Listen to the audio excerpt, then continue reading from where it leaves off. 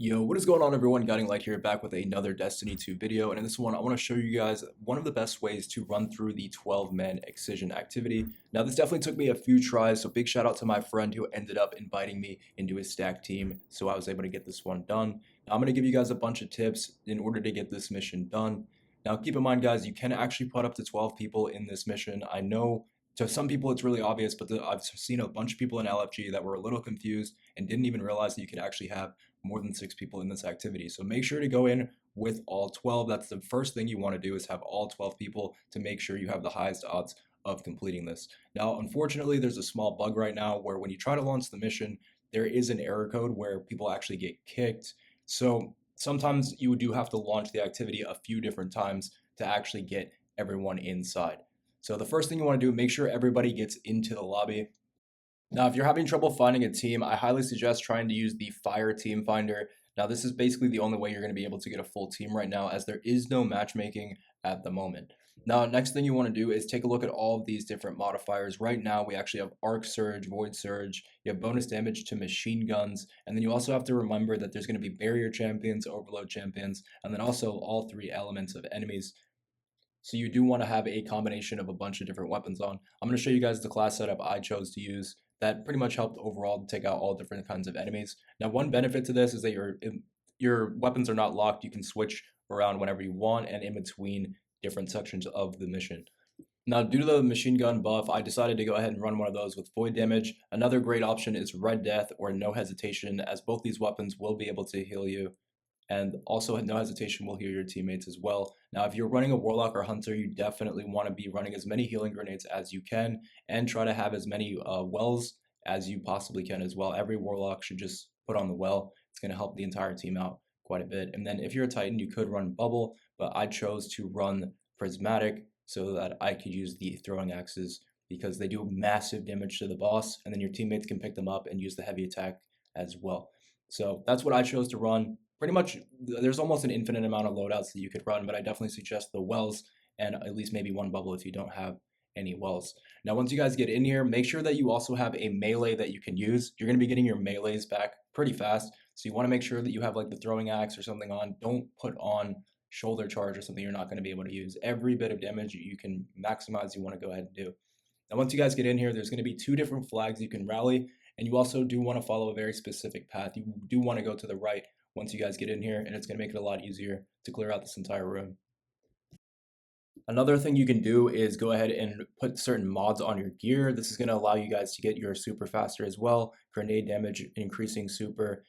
There's also concussive dampener you can put on your chest piece, which will help quite a bit with all the damage you're going to have coming in. Now, after that, put on insulation, and you should be good to go. Now, most of this mission, I actually was just running my heavy weapon. There wasn't really too many times where I was running low on ammo or anything like that, and I was able to mostly get to use my heavy as much as I wanted. Now, another thing to keep in mind with this mission is you're going to start out with only 4 revives, but every time you kill a champion, it's going to add more revives to the list. So long as you guys are playing a little conservative, a little slow, you shouldn't have too many problems with the revives, because you'll always have the option to go and get more revives by just simply finding and taking down those champions. Now, keep in mind, guys, there's no timer and there's really no need to rush through this mission. You can just take it very slow. At first, we literally had to take it 1 inch at a time with the wells until we were able to clear out the entire area. But if you look what we're doing, we're trying to basically push up to the far right. You want to take this in 3 sections. You want to go up the right, then you want to deal with mid, then you want to deal with the far left. Now you'll notice here that it says that there's 4 territories to claim. Basically what you're going to have to do is actually go and capture all 4 of these zones. But the benefit is once you capture one of the zones, all the enemies in that area will actually disappear and they won't respawn in that area, which you'll see here once we end up capturing the first zone on the right side. So once you guys get in the pretty good groove of things, of not going down and being able to rotate throughout the map, you guys, I don't think you're going to have too much trouble. Now, I actually had a really great time running this mission. It's a really, really fun mission due to how challenging it is and all the different teamwork involved. Now, you definitely don't need a mic or anything like that to complete this mission, but if you can get at least have 1 to 2 people in the party talking, just giving a few heads up comments about like if there's somebody behind you or which enemy to focus on, because occasionally there will be enemies that will sneak up behind you during all phases of the mission. There's always going to be the occasional enemy that will sort of sneak up behind you. And so it's always good to keep a lookout on that, or to at least keep one player not necessarily focusing on the boss and just to watching everyone's back, because there's so many different enemies in this first room. Now, as you guys push up this right side, you're going to notice there's a few different tormentors that will begin to spawn either on the plates or just around the map. Now, the big tip that I can give you guys with these tormentors to actually not deal as much damage as to them, actually focus on the other enemies if you can. Now, if you end up breaking the tormentor's shoulder, this is going to cause him to go aggressive and actually charge after your entire team. If you leave him a little weak and just simply keep suspending him over and over again, you can just capture the zone and the enemies will end up disappearing anyway. So that is sort of a tip if you guys don't want to deal with it. The Tormentor has an insane amount of health, and it has probably the highest chance of randomly taking you out of any other enemy in here because of all the different attacks it has and the fact that it can suppress you as well. So it's better just to do everything you can to avoid him, or just take him out as fast as you can. Make sure all 12 of you are on him when it's time. Otherwise, just leave him alone, don't break his shoulder, and just simply go ahead and capture the plate. Now, after we cleared a few enemies out of mid, we didn't focus too hard on mid. We just got enough enemies out of the way that we were able to rotate up. This is when you want to go ahead and just capture the plate as fast as you can. Now, you'll notice there's that Tormentor back there. We're purposely not trying to deal too much damage to him because we don't want him to get aggro on us. We're just going to sit back. And if at any point the enemies get really close or they rush you, you can always just back up. Like I said, guys, there's no timer. You can kind of get caught up in the chaos and think that you're in a giant rush to get everything done. But if you have all the time in the world, you can literally back up, reset, and then go back for the plate later. Now, the reason why I was running the super is because when you do throw it, you're going to get these relics. And because of the void damage, you see these heavy attacks end up doing a massive amount of damage. So that's pretty nice to have for your whole team. They can all pick that up. And then, like I was saying with the shield, the throwable shield, it does a massive amount of damage, especially in this room, because it's able to bounce off of all the different enemies and all the different walls and stuff. So anytime you get the chance, go ahead and pop your prismatic. Now, I have a exotic class item that increases the damage that my barricades do. So if I pop a barricade on an enemy, it will actually suspend them up in the air, and then it will also cause a solar flare like underneath the suspended enemy. So you'll see me sometimes just purposely pushing with my barricade because I know that it will suspend the enemies for my teammates, and it'll also deal quite a bit of damage as well. So definitely try to utilize your exotics, and definitely try to run anything that can suspend enemies. You want to try to run that and use it as often as you can. That way you don't have to worry about taking damage and your team can actually focus on dealing crits. And once you guys have killed enough enemies in the middle, there's going to be another zone to capture here. Then there's going to be a zone on the far left, and then one also in the far back mid. Now, this part's really not too tough. Like I said, once you get in the groove of things, you've got your wells popped and you find where you can take cover. You really just have to clear out most of the ads. There's nothing to really too crazy to focus on or any particular strategy to follow at this point, other than capturing the flag so that the enemies despawn. Now, as you can see, guys, randomly, occasionally, these champions and enemies will spawn up behind you, like I was telling you before. So just keep a lookout for it. And when they do spawn up, do your best to just suspend them instantly. That way your team doesn't start taking massive damage. Now, as you can see, guys, we started out with only 4 revives, but now we're up to almost 20. There is a cap at 20. You're not going to be able to go over that, but it really is fine. You don't really need money more than that. Really, the only time you need to be worried is when you get under about 10 reses or so. At that point, you want to try to get your team together to play safe and start stacking up those champions. Now, as you can see, there's another Tormentor that spawned mid. We purposely didn't really damage them and just captured the zone, and that makes them despawn. Now, once you guys are done with this plate, you want to rotate to the left. But when you rotate to the left, go all the way far left. There's sort of this middle lane here you see my team taking, and it's not as safe. You want to come where I'm going now, all the way to the far left. If you guys come over here, it's perfectly safe. You have a lot better angles, and you don't have to worry too much about them actually coming up behind you. So make sure you're all the way far left and not necessarily in this like middle lane here, because if the Tormentor does hit you, you can see how close we all are to each other. It's hard to deal damage. And if somebody comes in with a grenade or one of those shields, they'll take out 3 or 4 of you guys all at once. So it's better just to go all the way to the far left here. Now, so after this, we ended up pushing up, capturing this left plate. There's just one more tip I have to give you guys for this section. Once you guys capture this third plate, there's going to be a Tormentor that spawns down in this angle I'm looking at now. Once you guys capture plate 3, you're going to think that it's time to push up and go capture the next plate. Now, what you actually want to do is stay back on this third plate or even back up even further.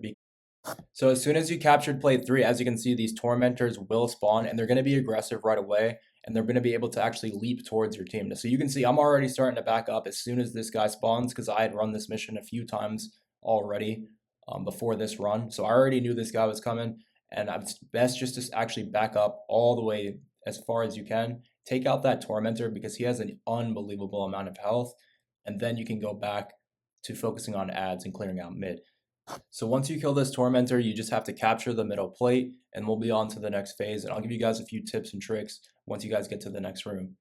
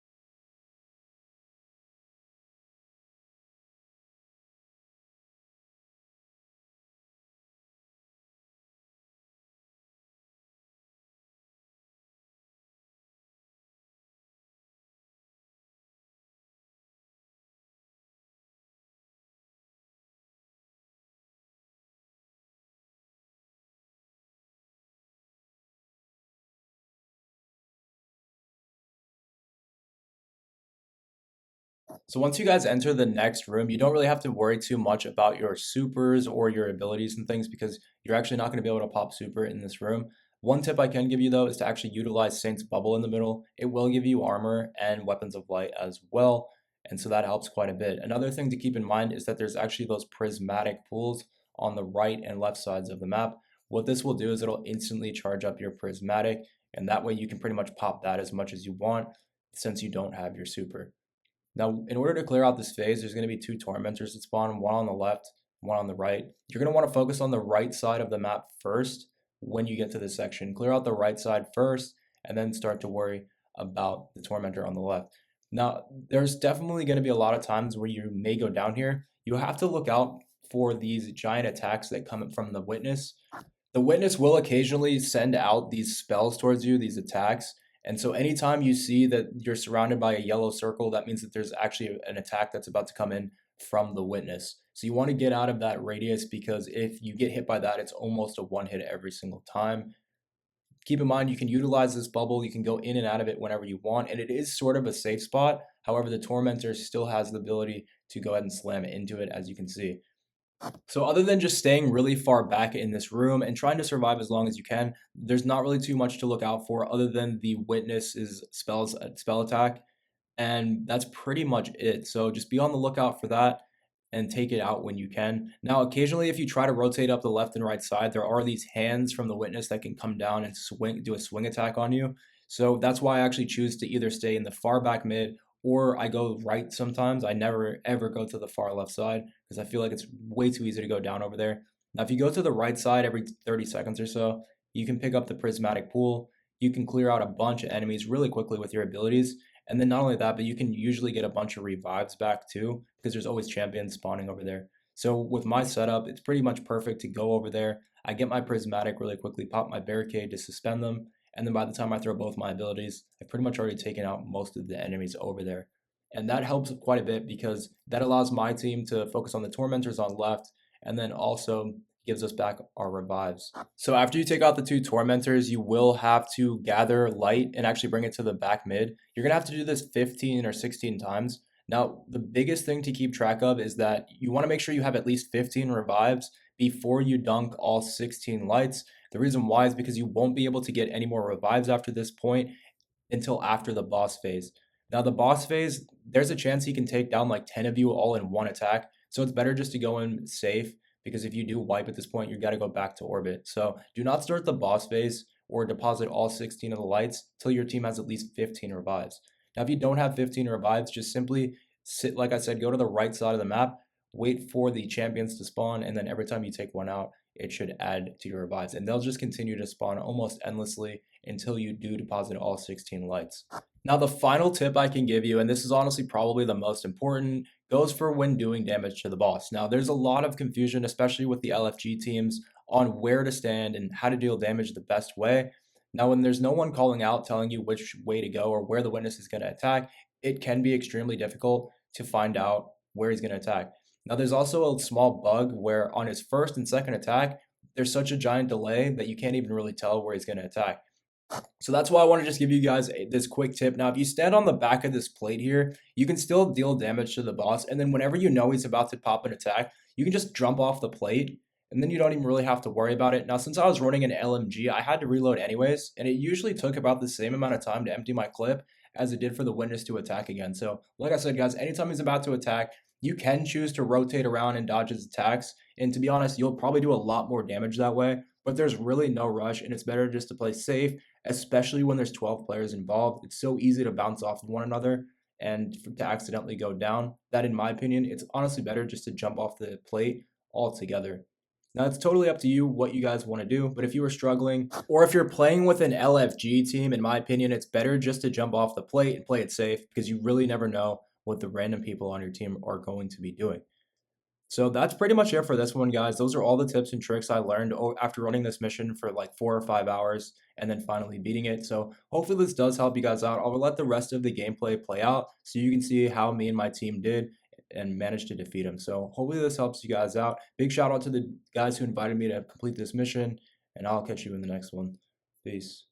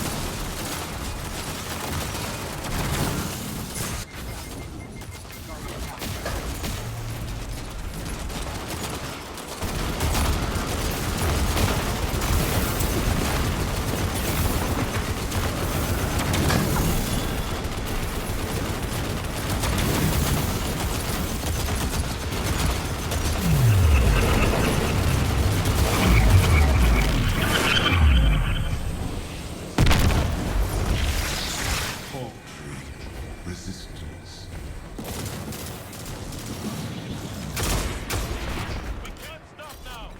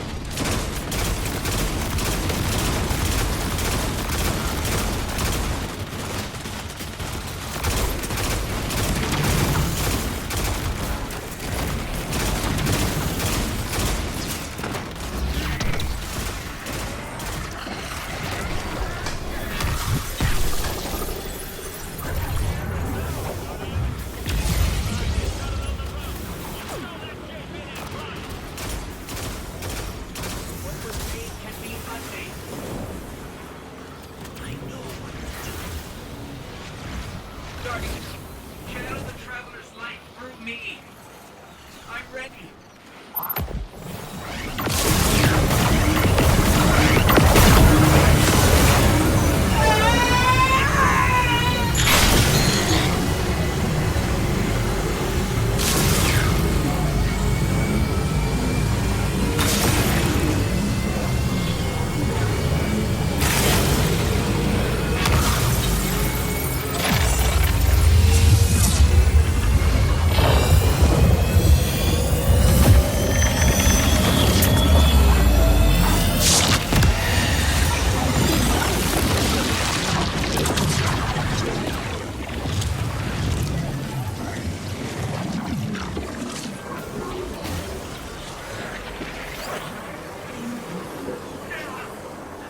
That's it. We did